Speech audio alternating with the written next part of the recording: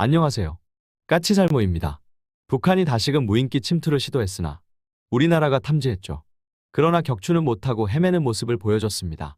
솔직히 이 사실을 숨기지 않고 바로 공개한 합참이 잘했다고는 생각하지만 무인기를 격추하지 못한 건 답답한 일이죠. 그러면 왜 우리는 북한의 무인기를 격추하지 못했을까요? 우선 탐지부터 격추까지의 과정을 분석해 보도록 하죠. 우선 탐지는 우리는 휴전선 일대에 영국으로부터 도입한 무인기 탐지용 레이더를 배치하고 있습니다. 그리고 청와대 등 주요 방어 지역에는 이스라엘산 레이더를 배치하고 있고요. 이 레이더들은 대략 10km의 탐지 거리를 가집니다. 그리고 지금은 새로운 국지방공 레이더를 배치하고 있고 이 레이더도 1m급 이상의 무인기를 탐지할 수 있습니다. 그래서 과거와는 달리 탐지는 할 수 있었던 겁니다. 그럼 뭐로 요격을 하는 걸까요? 우선 북한이 날린 무인기는 지난번과 같은 모델로 크기는 1m에서 2m급 무인기입니다. 우선 비호복합은 이 정도의 무인기를 700m 거리에서 격추할 수 있으니 아예 탈락이고요.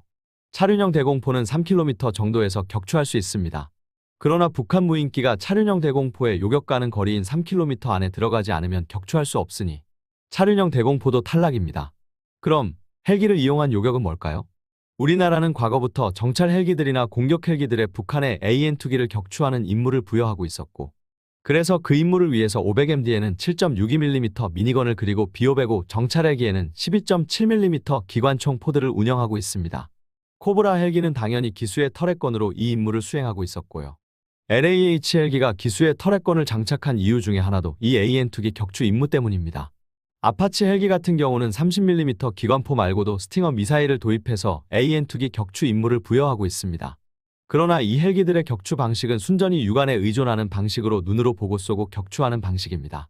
스팅어도 열영상 방식이 아닌 열원 방식이라 상대적으로 열원 방출이 작은 레시프로 방식의 무인기에 대해서는 유효사거리가 1km도 안 될 겁니다. 그래서 대형의 AN2기에는 효과적이나 1m급의 무인기에는 효과적이지 않습니다.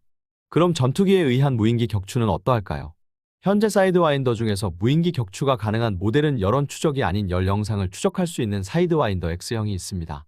X형은 지금 F-15와 KF-16U, 그리고 F-35가 우리나라에서는 운용하고 있습니다. 그러나 문제는 과거 사우디에서 예멘 반군의 무인기 격추 과정 중에 사이드와인더 X를 동원해서 격추하려 했지만 이 미사일의 열영상 시커의 해상도가 낮아서 실패한 바가 있습니다. 그래서 사우디는 예멘 반군의 2m급 무인기를 격추하기 위해서 암람 미사일을 사용했습니다. 결론은 이 상황에서 북한의 1m급 무인기를 격추할 수 있는 건 사우디처럼 암람 그 중에서도 시세분형 이상을 동원해야 하는 겁니다. 그럼 우리는 왜 격추하지 못했을까요? 두 가지 원인이 있다고 보입니다. 사우디가 암람으로 격추한 무인기는 2m급으로 우리가 격추하려 했던 북한의 무인기보다 약간 더 큽니다. 그리고 또 하나는 우리의 준비 부족입니다.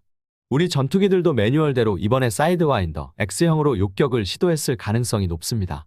원래 미국의 주장에 따르면 X형으로 1m급 무인기를 격추할 수 있어야 하거든요. 한마디로 실제로 시험이나 훈련도 해보지 못한 잘못 때문에 무인기를 격추하지 못했을 거라 보입니다. 만일 실제로 시험이나 훈련을 했다면 사이드와인더 X형의 문제점을 이미 파악하고 우리도 암람으로 요격을 시도했을 테니까요. 이상이 제가 생각하는 우리 군이 무인기를 격추하지 못한 이유입니다. 여러분은 어떻게 생각들 하시나요? 영상 봐주셔서 감사합니다.